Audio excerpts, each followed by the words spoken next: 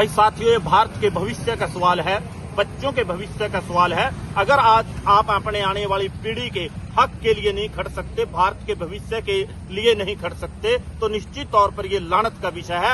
आप सब साथियों से बेनती है, निवेदन है कि नारायणगढ़ में डॉक्टर बाबा साहब भीमराव अंबेडकर चौक पर संविधान निर्माता के चरणों में नारायणगढ़ के जागरूक लोग बैठे हैं और उन बच्चों के हक में बैठे हैं। हो सकता है आपकी कोई मजबूरी हो, कोई व्यस्तता हो, आप दिल्ली ना जा सकते हो, लेकिन उन बच्चों के हक के लिए, इस देश के भविष्य के हक के लिए, अगर आप वास्तव में राष्ट्र प्रेमी हैं, आप चाहते हैं कि इस देश की व्यवस्था में सुधार हो, बच्चों को उनका बनता हक मिले और काबिल को उसका जो अधिकार है वो मिले, तो निश्चित तौर पर ये दायित्व बनता है हर एक व्यक्ति का कि वो इस मुहिम का साथ दे। ये मुहिम इस देश के भविष्य को संवारने वाली मुहिम है।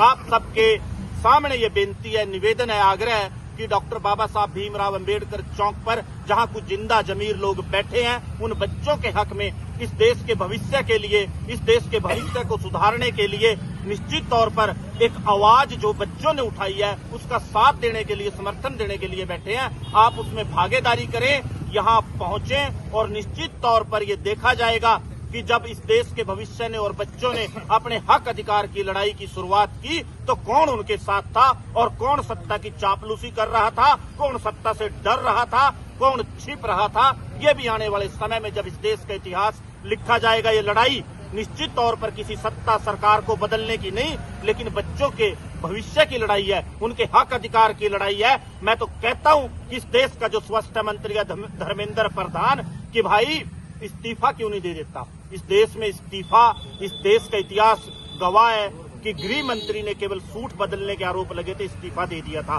धर्मेंद्र प्रधान जी, ये कुर्सी तो है, कुछ जनाजा तो नहीं, कुछ कर नहीं सकते, उतर तो सकते हो, कम से कम छोड़ तो सकते हो, लेकिन सवाल वही पैदा होता है कि धर्मेंद्र प्रधान से बात जुड़ी हो तो बात अलग है। तो सिंडिकेट है, सिंडिकेट का एक सदस्य फंस गया तो पूरा सिंडिकेट फंसेगा। भाई ये सबको समझने की जरूरत है। आप सबसे जिंदाबाद जिंदाबाद इनकलाब जिंदाबाद, जिंदाबाद जिंदाबाद इनकलाब जिंदाबाद, जिंदाबाद जिंदाबाद बच्चों का कातिल मुर्दाबाद, मुर्दाबाद मुर्दाबाद बच्चों का कातिल मुर्दाबाद, मुर्दाबाद मुर्दाबाद पेपर चोर मुर्दाबाद, मुर्दाबाद मुर्दाबाद पेपर चोर मुर्दाबाद, मुर्दाबाद मुर्दाबाद इनकलाब जिंदाबाद, जिंदाबाद जिंदाबाद भारत के भविष्य के कातिल मुर्दाबाद, मुर्दाबाद मुर्दाबाद पेपर चोर मुर्दाबाद,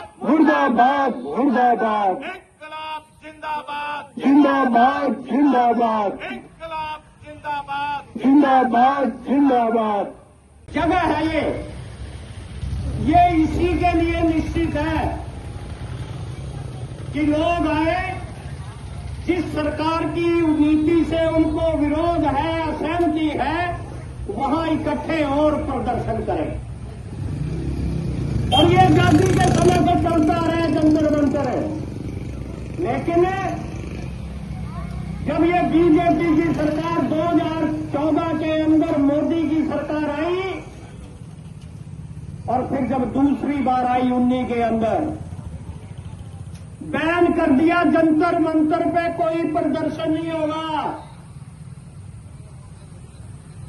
और तमाम संगठन जो आंदोलन करते हैं वो इकट्ठे हुए, मांग की कि ये संविधान पे हमला है।